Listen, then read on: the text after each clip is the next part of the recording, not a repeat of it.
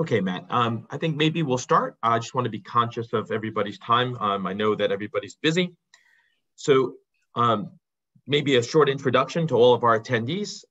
First of all, I'd like to welcome you all to today's webinar.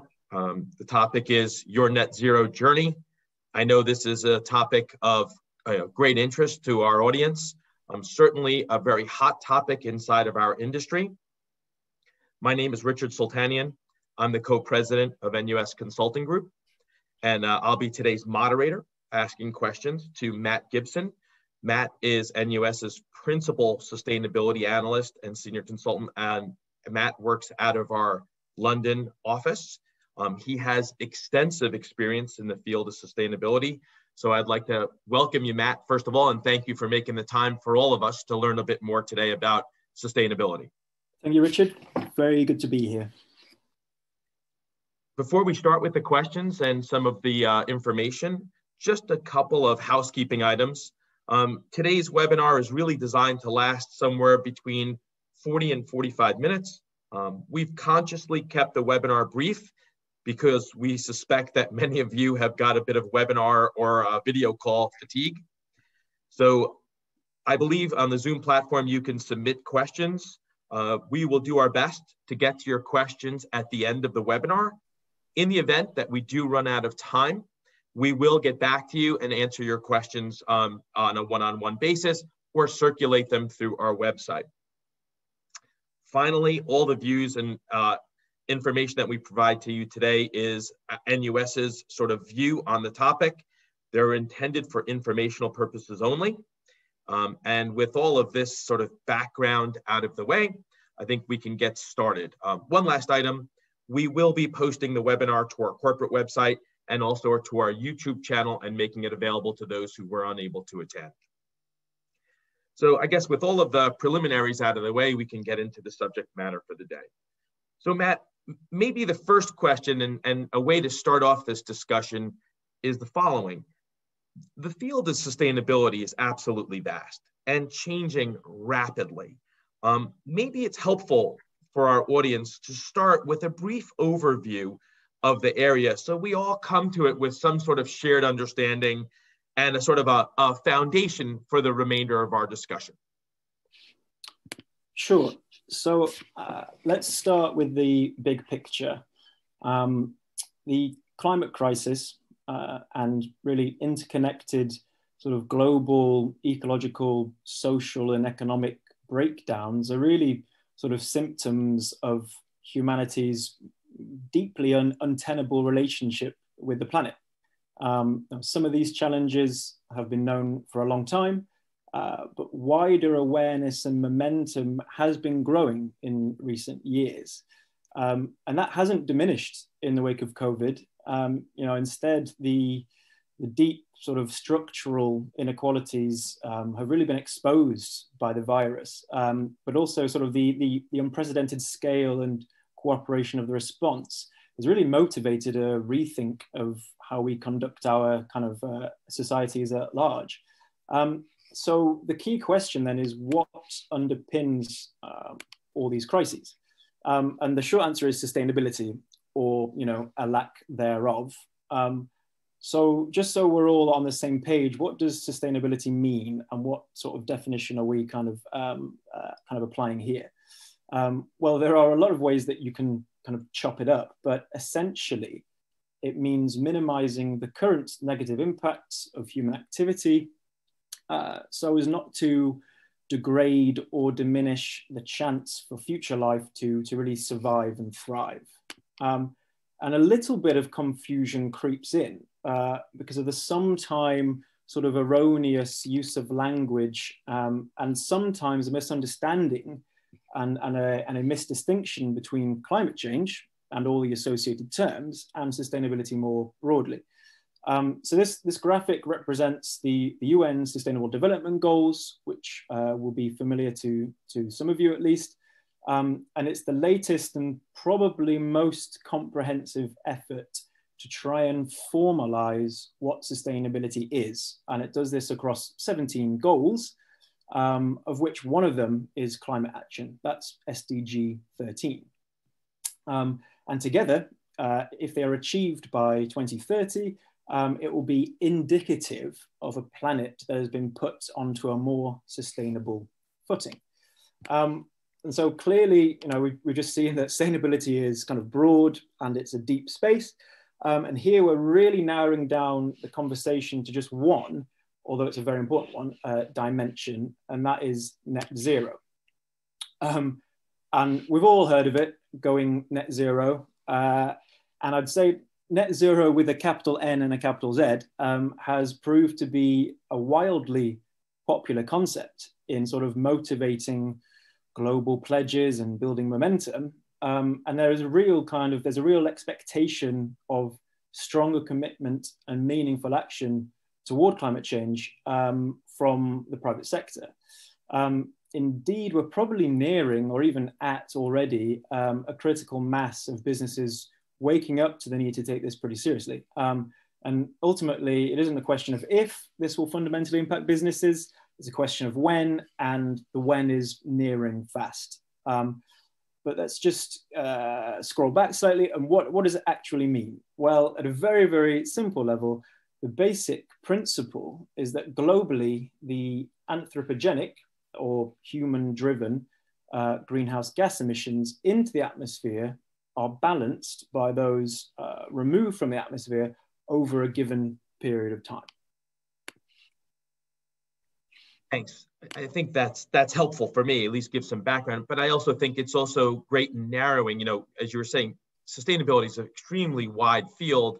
Today, we're really talking about the energy portion of it only. And that brings me really to my next question. And I was looking back, Al Gore came out with his Inconvenient Truth in 2006, many years ago. The climate was in crisis back then as much as it is now. Really, over these years, why is this sort of movement gained or accelerated?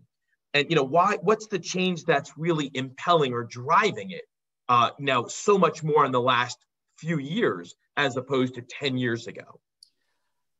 Yeah, so I think there are a couple of things happening here. And this slide really speaks to the wider sustainability interest and sort of action on ESG. And just so we're on the same page here, ESG refers to environmental, social, and corporate governance. And it's basically concerned with trying to gauge the material sustainability-related impacts, both by and on businesses. And now this figure charts the kind of the global interest in ESG way back from 2006, where the term was first coined.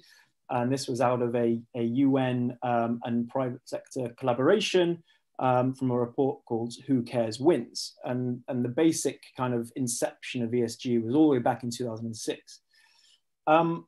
So the first 10 years or so, there was a baseline level of interest in ESG.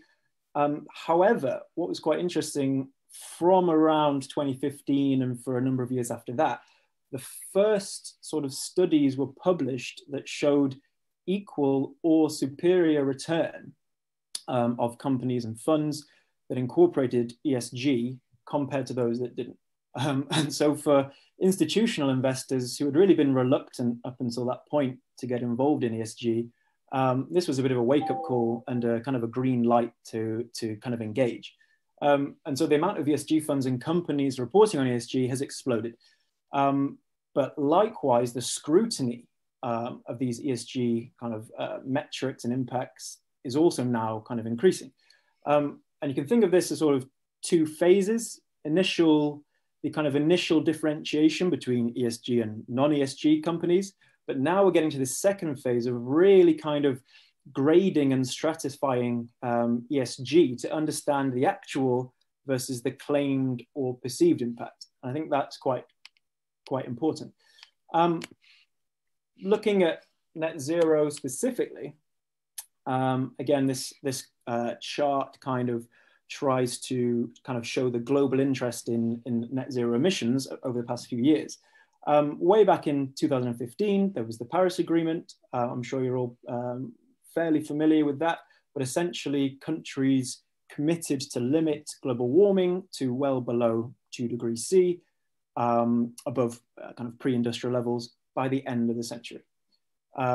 This did catalyze kind of ambition and action, but actually it wasn't until the IPCC's 2018 report on global warming of 1.5 degree. And now for anyone who's not familiar, the IPCC is the Intergovernmental Panel on Climate Change. And they published a report that really gave a stark reality of the challenge ahead. And basically found that if we limited temperature rise to 1.5 degrees instead of 2, we would lessen the chance of the most dangerous impacts of climate change significantly. However, to have a realistic chance of achieving this, it signaled that net global emissions would have to hit zero by around 2050. And so this was pretty much where the concept of net zero was born. So that's kind of a brief backward-looking view of ESG and net zero and kind of the surrounding space. But going forward, 2021 is shaping up to be a hugely important year, more so than the usual kind of series of conferences that take place.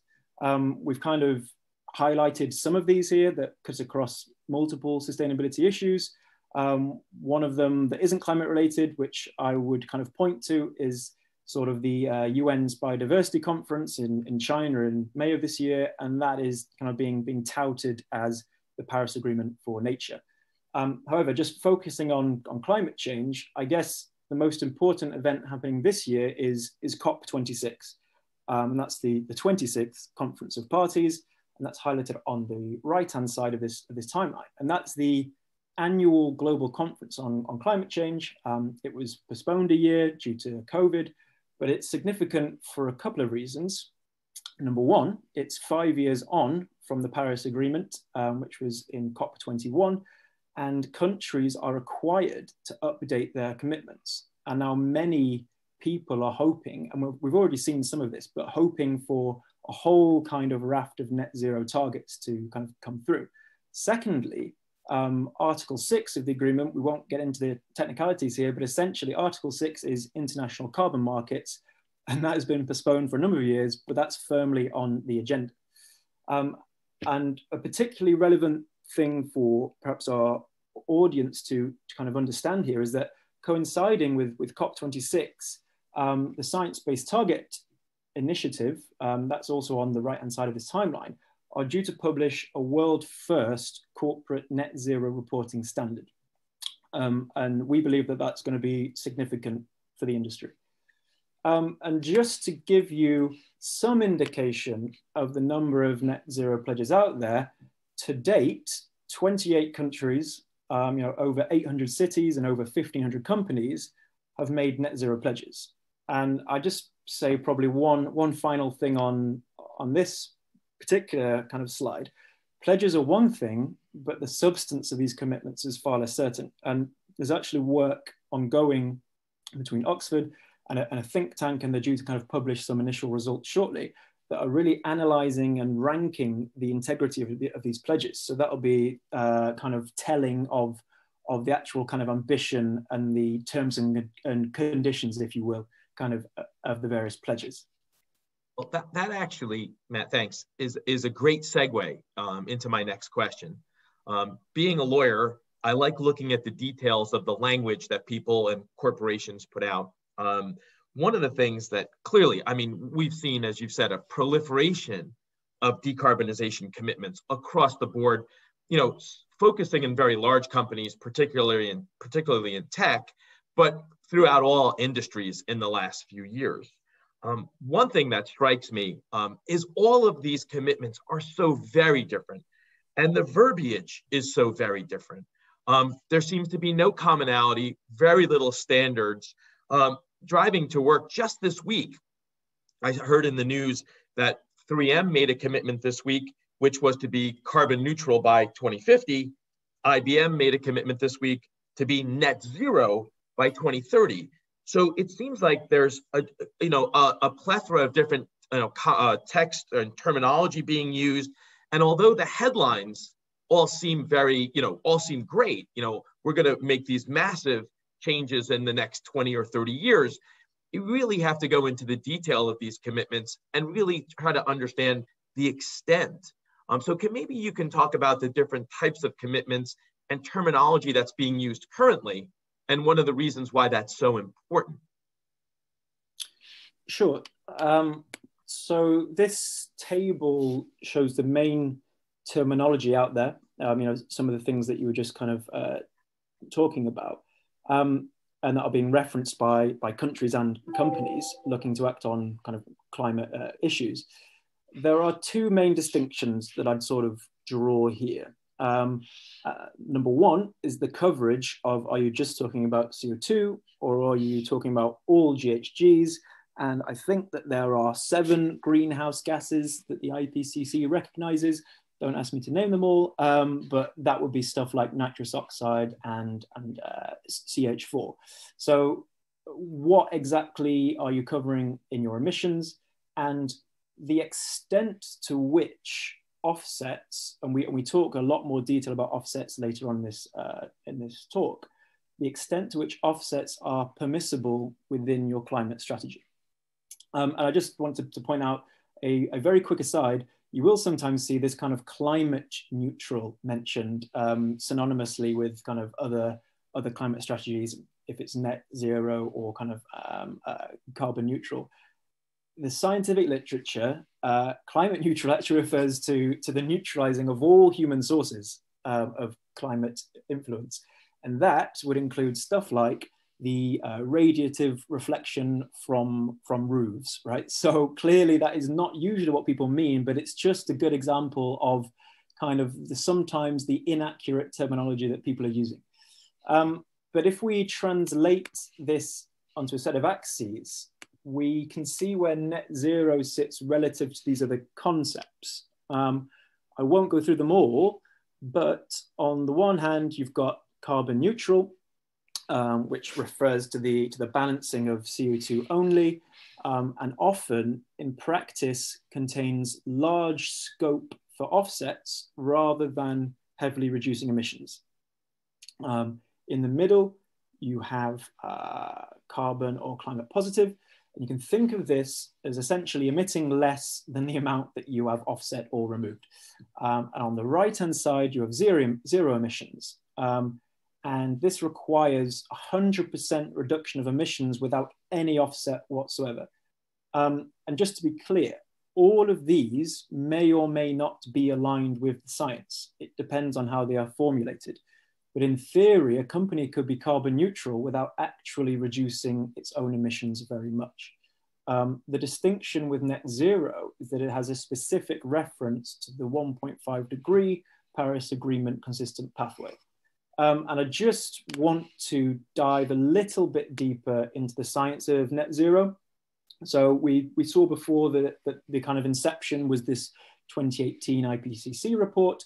And so this figure is from the same report, and it charts the pathway for global CO2 emission reduction out to 2100. And just to kind of give you a very brief overview, the IPCC is the UN's main scientific body.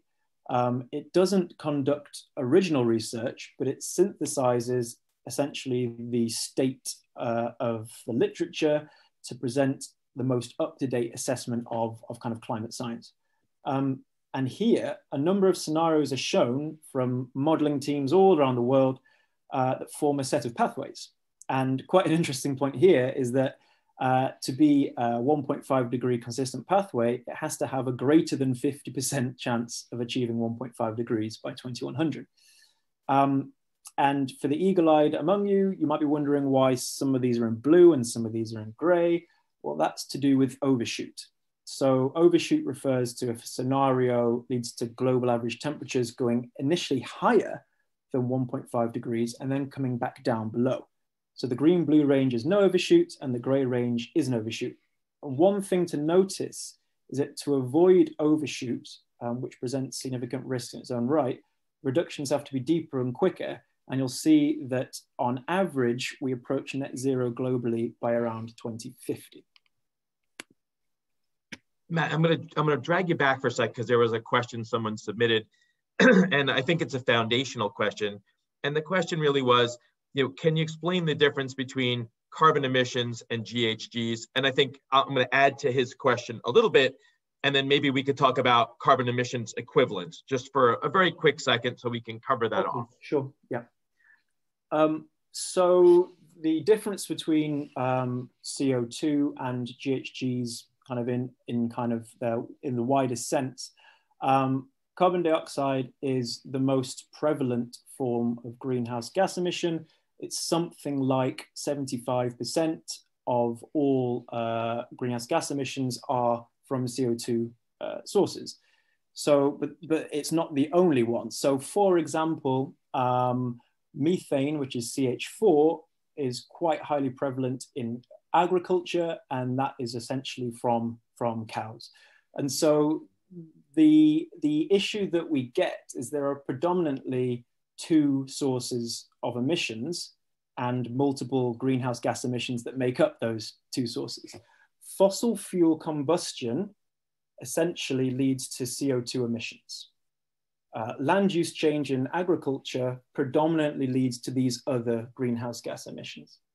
And so talking about CO2 kind of equivalent, what the scientists do and the policymakers is they try and convert all sources of greenhouse gas emission to this common unit, which is CO2 equivalent.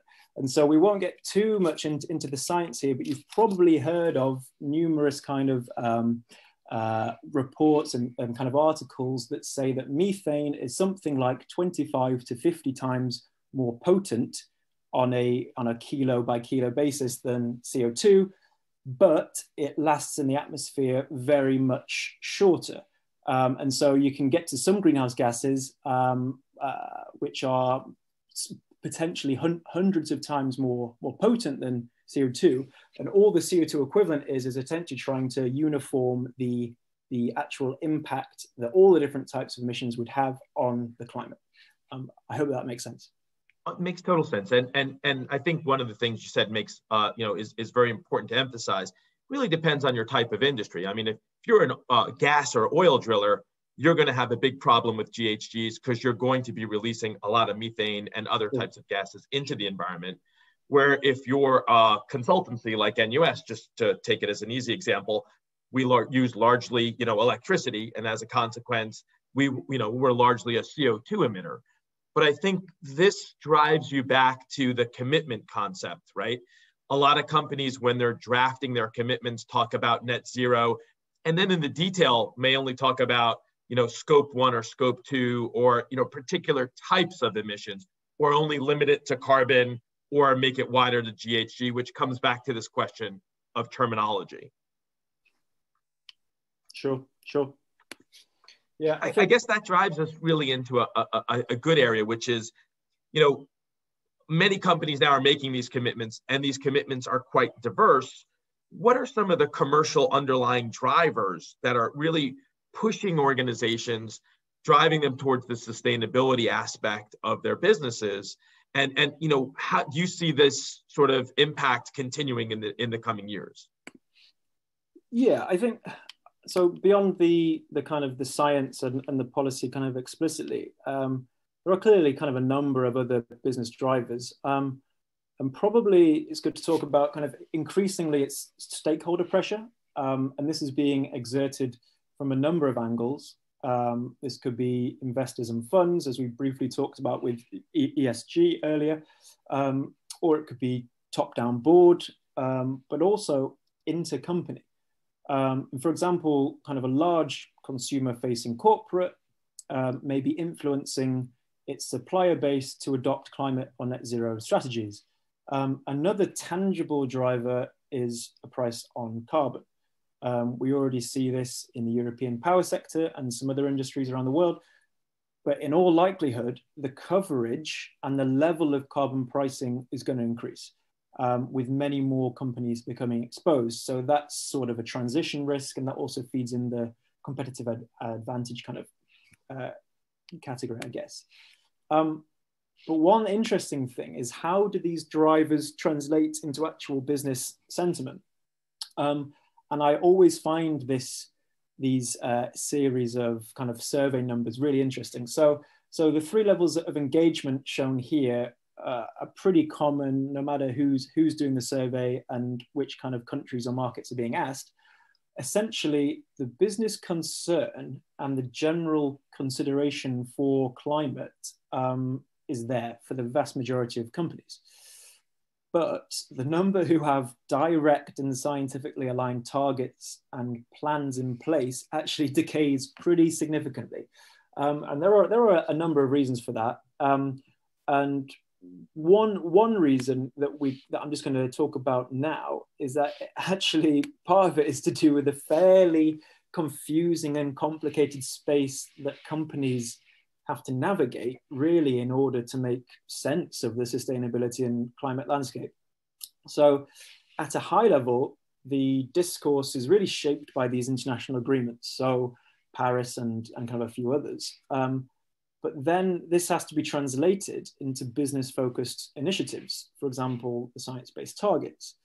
And these are developed by kind of a number of NGOs and international organizations in partnership with the private sector. Underpinning this is a whole web of indices, reporting platforms like CDP, standards and frameworks like the GRI or the GHG protocol or the TCFD, loads of acronyms, by the way. TCFD is the Task Force for Climate-Related Financial Disclosure. And these kind of facilitate the measurement, communication and tracking, I guess, of a company's sustainability or net zero progress. I think that's one of the, this thicket of trying to understand what the actual policies are and then trying to navigate them and implement them inside of your organization is a huge challenge for, for different businesses, our clients and the like. And then not only developing these types of commitments, but then getting the stakeholder engagement inside their organization and all of the different operating sections of their company to buy into it and make these types of changes. The problem that's clearly out there, as you point out, is the field underneath us is changing rapidly. And it seems like the science-based initiative framework is taking a lead at this juncture and trying to build some sort of standard approach across it. Something which I think we'll see more of as we go. But this leads us, I think, to the practical question, which is, here we are sitting inside of an organization. We need to now begin this journey. What does this journey look like? Really, if you were to sort of blue pencil it, how does this journey look? What are the the optimal milestones in it? How does an organization implement a sustainability plan? What I'm asking you is give me what you consider to be the theoretical right answer. I will tell you my experience in working in the field has been a lot of times decisions get made at the board level at a very high level, commitments are made, and then they're pushed into the organization saying, look, now we've got to make this happen, find a way, and it becomes a little bit of a fire drill. But if we're starting from the beginning of the journey, what should that look like? What are the steps? How does a thoughtful process sort of unfold? Sure. So this graphic gives an illustrative journey, which, as you've said, clearly isn't universally applicable, but presents a general picture of sort of the key components to consider. And I just reiterate that different businesses are clearly at different stages of this journey and at various stages of sort of kind of maturity, I guess. But to begin, businesses ideally should understand the sustainability or net zero landscape, kind of the main initiatives and the global trends that are kind of occurring. And I tend to think of this as the theory and insight piece that really helps companies situate their objectives and activity within sort of the wider context.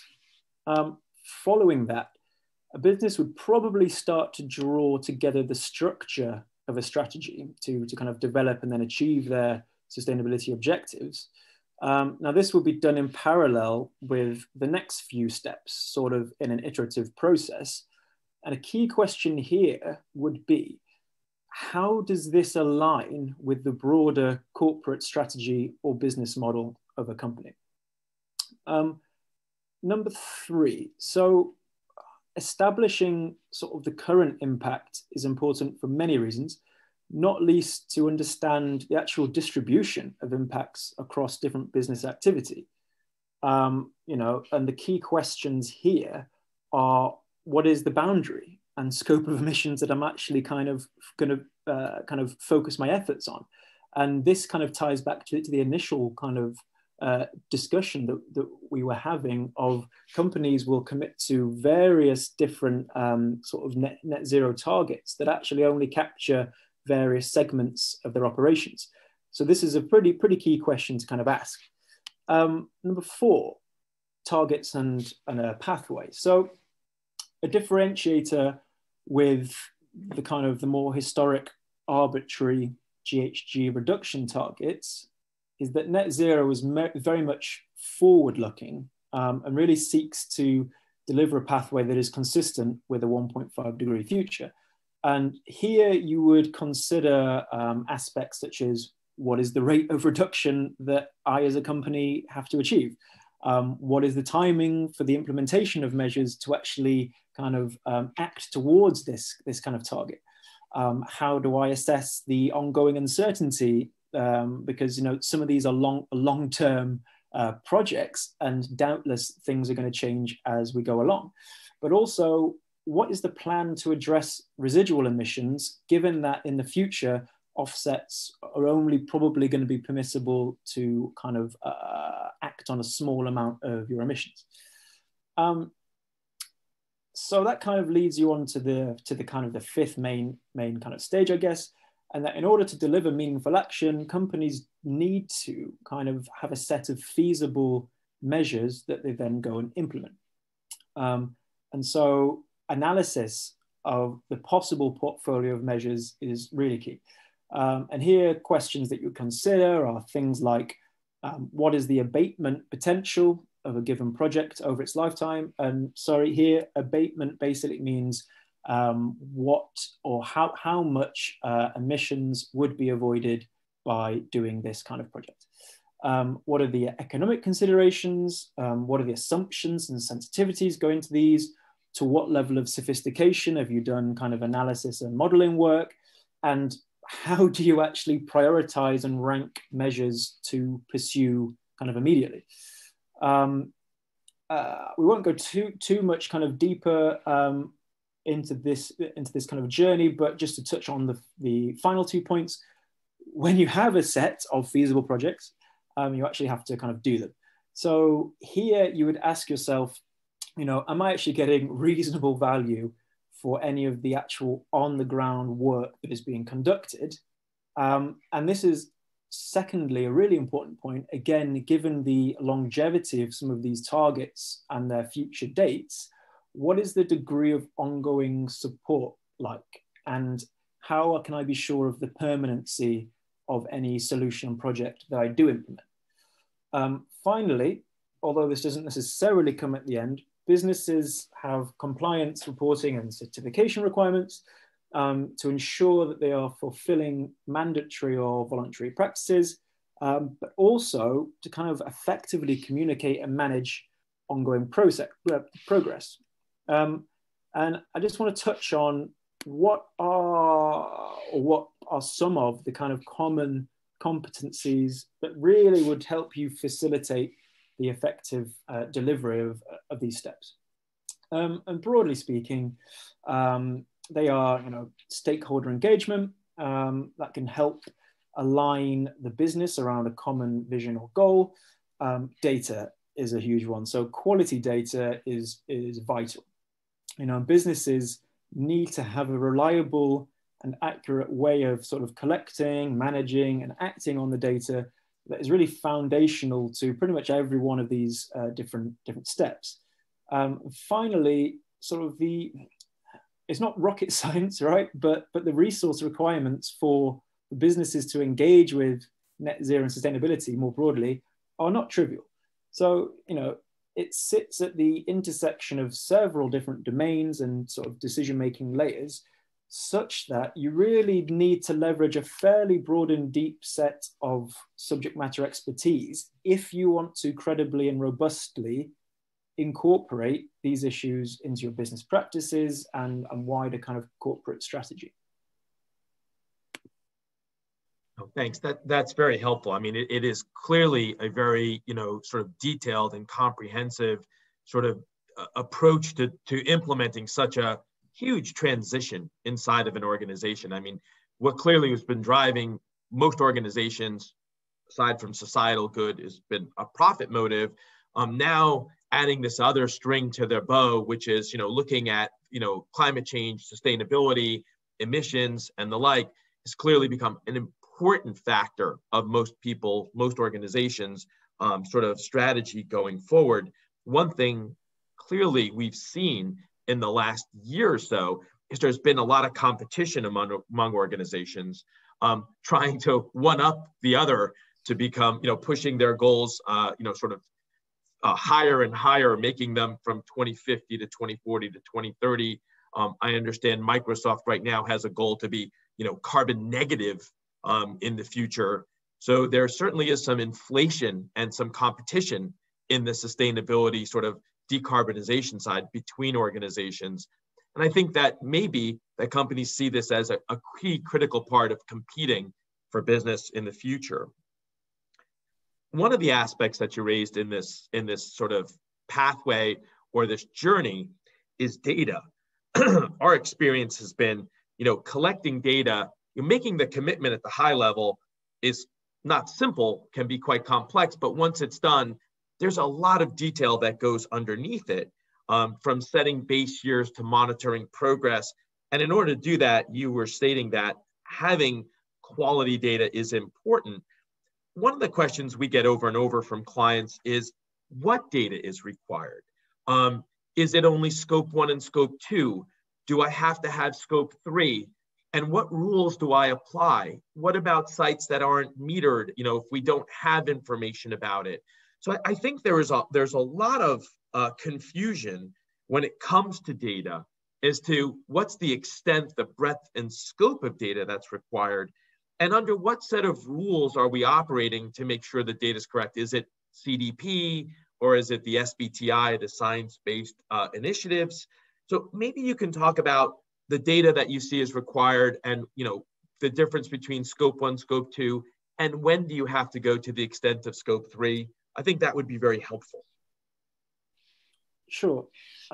So first up, I guess when a company's sort of looking across its value chain, emissions fall into one of 3 scopes.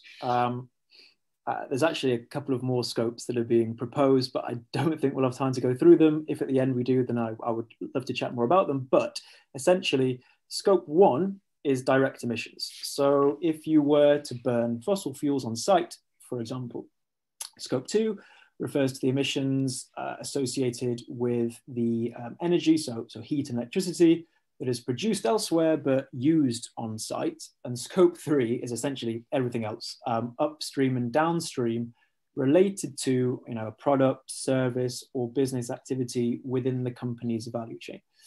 For example, a business may have a number of key suppliers that provide a product. A portion of the emissions associated with this supplier activity that go into this product will be allocated to the company under scope 3. And this is actually what we're seeing more and more of. Large companies, as I think I mentioned earlier, are putting pressure on their key suppliers to address their scope 1 and 2 emissions, and thereby reducing their own scope 3 emissions. And this is some very, very common practice, and this is called supplier or kind of customer engagement targets. So just to talk a little bit more in detail about what scope 3 may entail, essentially scope 1 and 2 are non-negotiable. You have to report them. This scope 3 currently, and this will probably change when the Science Based Target Initiative publishes its net zero corporate reporting standard. However, current practice when setting general science-based targets is that scope 3 should be included if it counts for 40% or more of total value chain emissions. And clearly, this will depend on the sector and the individual company, but businesses will find that scope 3 is not an insignificant slice of their kind of pie, if that makes sense. And very, very briefly, there are really four main steps to kind of talk about here. Number one, you would do a screening exercise. So this may sound crazy, but there are actually 15 categories of scope 3 kind of emission types. And you do a screening exercise to understand what the main contributors are across those categories. And based on those results, you would then, with a reasonable amount of confidence, understand whether your scope 3 does indeed pass the threshold, this 40%, for inclusion with scope 1 and 2 or not. And if it does, then the current practice is to include at least 2/3 of these scope 3 emissions and to kind of account and report against them. And finally, and we don't really have time to talk too much about them here, but there is actually a method to try and understand how you track your scope 3 emissions going forward. And we do visit it somewhat later on, but essentially there are a number of different methods, and you would have to pick one in order to monitor your progress towards scope 3. And this would be on an absolute basis or a relative basis based on economic intensity or physical kind of intensity. My experience has been for a lot of corporations, scope 1 and scope 2, particularly for large multinationals that are operating in 20, 30 different countries, collecting scope 1 and scope 2 can be quite a challenge. And making sure that it's auditable back to an invoice. When you get to scope 3, it gets quite, there's a lot of gray area. It could be trucks and fleets that you're running. It could be, airline flights and the rest. But I think the most challenging is going up and down your supply chain, because your visibility up your supply chain to a parts manufacturer can be quite limited. But if I'm not wrong, there are ways that you can use, let's say, reasonably accepted methodologies to do a proxy for some of that data if you don't have access to it. Yeah. So, and that's kind of a key point. So you can kind of do the financial spend proxy, where you would understand kind of what proportion based on kind of spend of a supplier's kind of scope 1 and scope 2 emissions would be allocated to you based on your economic kind of interaction. And that is, that's probably more of like a desk-based kind of analysis. The next layer down is actually direct supplier engagement. So you would actually directly go to, say, your top 10 suppliers and actually directly try and either instruct them or try and capture their own internal scope 1 and scope 2 data. I would say one thing on that to be not necessarily a red flag, but just to be aware of, the latter, supplier specific method isn't necessarily superior to the kind of economic average method that is predominantly done, as I said, kind of away from kind of site.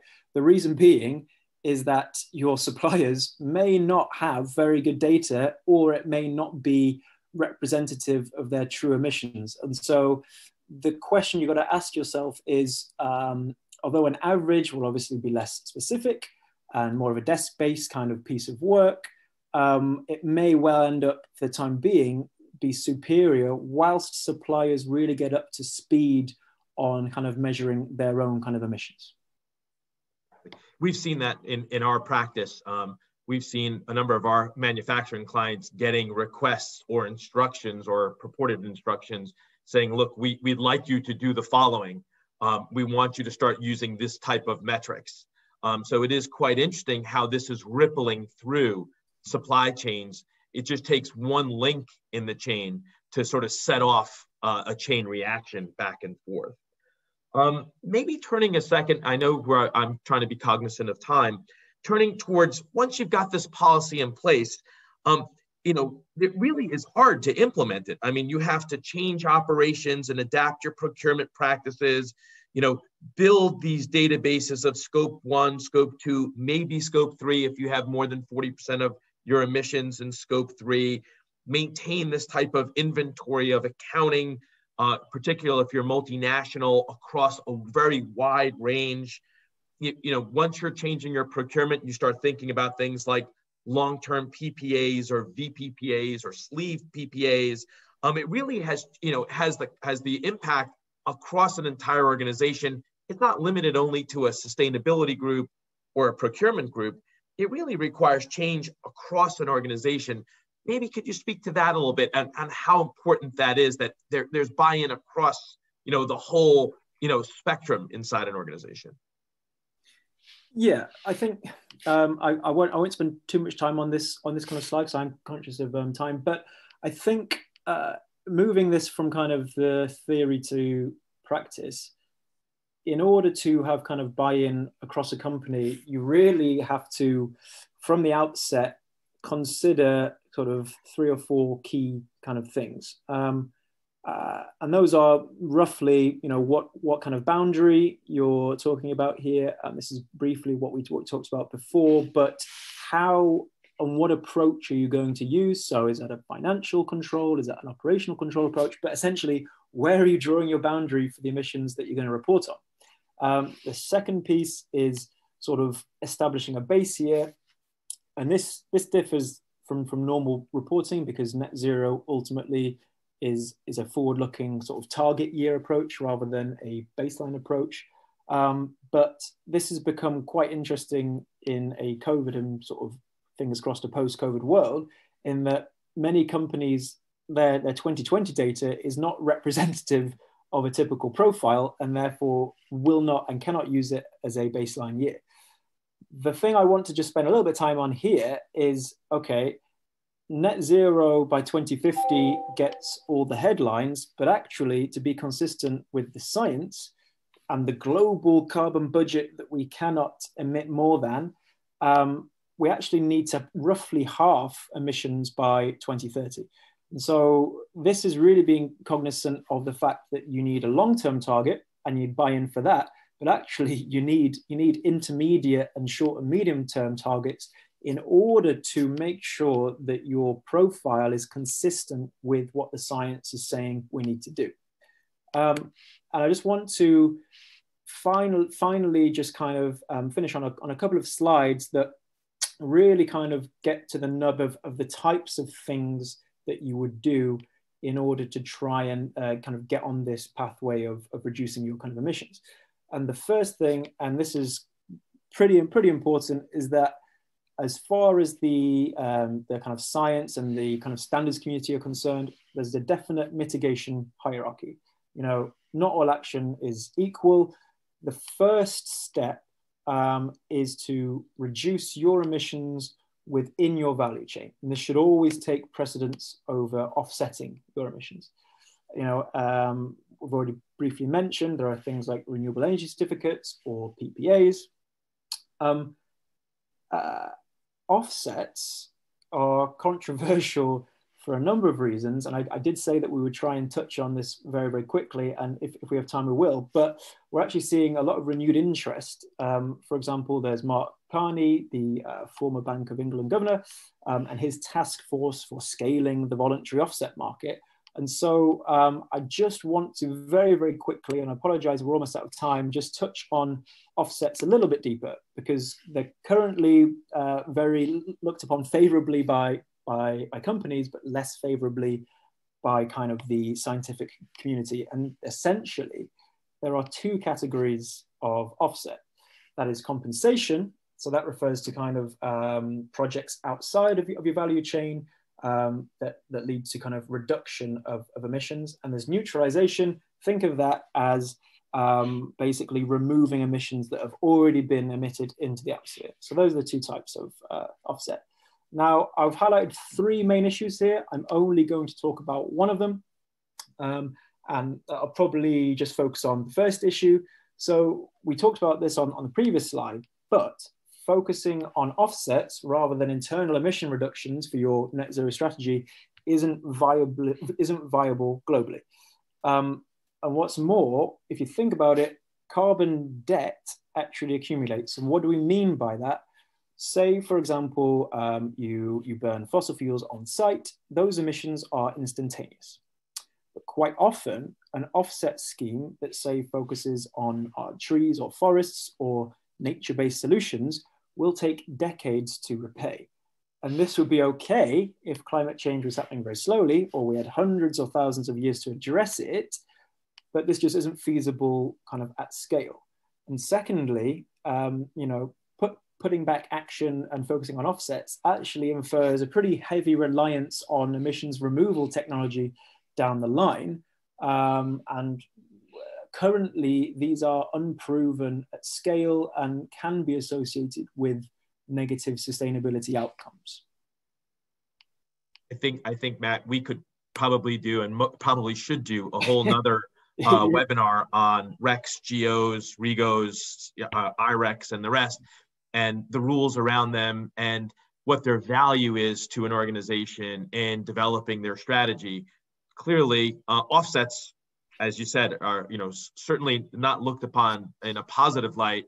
RECs and GOs and the rest are seen as having value, but clearly lower down the chain, the stress or the desire is for you to take other actions to improve to get to net zero. But there is this concept that you're allowed to use them, but you should be continuously improving your approach year after year in an iterative way. Yeah, absolutely. I again, since we're running short of time, I really want to sort of get this last question in. One of the things, and particularly, I guess, because I was a lawyer in my previous life, one of the things that's really surprised me is how far-reaching sustainability is. In the old days, in my previous career, more than 2 decades ago, when we did an M&A deal or we did a transactional deal, we were worried about things like employment issues, tax issues, regulatory issues, finance. We would do all of those things in our due diligence. Clearly, the rise of sustainability changes even that dynamic. If you're an organization that has a very, very strong net zero policy, you've implemented strong sustainability issues, and you're going to acquire another company, it seems to me now in this day and age, you've got to start thinking about sustainability. How is a target company have a similar net zero approach to you? Have they implemented any plans? So, this is rippling through not only operational and sustainability and compliance, but also legal and, potential growth, both acquisition and divestitures in the future, is it not? Yeah, so I'll just kind of close by offering a few questions here, but kind of yes. So I think there are 2 parts to this. From a due diligence perspective, yes, companies actually have for a number of years looked to ESG and sustainability considerations when conducting M&A activity. And this is kind of only accelerating. With a recent survey of senior execs, that was found that 83% thought that ESG issues become more important in M&A. Richard, I've just seen that there are lots and lots of questions that that have come through. I'll just close on your particular question, and then we can perhaps take a couple more. Yeah. But one of the interesting things about your question of M&A is that there's recent data that suggests that on average among C-suite level kind of execs, positive and strong ESG profile companies would attract on average perhaps a 10% premium. So I think that's pretty telling. And just to kind of close on that, post divestiture and post M&A, if your kind of merger or acquisition would lead to, say, a plus or minus 5% change, that's the general kind of practice, plus or minus 5% change, increase or decrease in emissions, then you would be basically having to recalculate your kind of net zero kind of scope 1 and 2 and 3 inventory, and then your targets going forward. The tentacles of this are, very far reaching. You know, as we sit back and think about all of these issues, it continues to spiral and touch more and more sort of aspects of the business. It's not simply, oh, you know, I need to do my CDP reporting, or I need to do this reporting, and off it goes. I think it really is far more, you know, far more inclusive into an organization structure. That being said, I know that we're right about our time limit. A couple questions have come in. We've tried to answer some of them and fold them into our presentation as we've gone. One question was, will we be sharing our PowerPoint presentation? The answer is yes, we will circulate it and put it up. The other questions, I believe we touched on many of them. So I think, being cognizant of all of the attendees' time, I want to thank you. First of all, thank you, Matt, for sharing with us all of this great information. I want to thank all of the attendees to making the time to participate in this webinar. We'll have more to come on this issue. We think it's an absolutely fantastic issue with lots of fascinating aspects to it. Our clients are, you know, keen to learn more, and we're eager to try to help them in this journey. So once again, we want to thank you for participating and wish you a great day. And hopefully, if you have any questions, please feel free to contact us. We're happy to answer anything with regard to sustainability or any other aspect of your energy management issues. Thanks again. Have a wonderful day.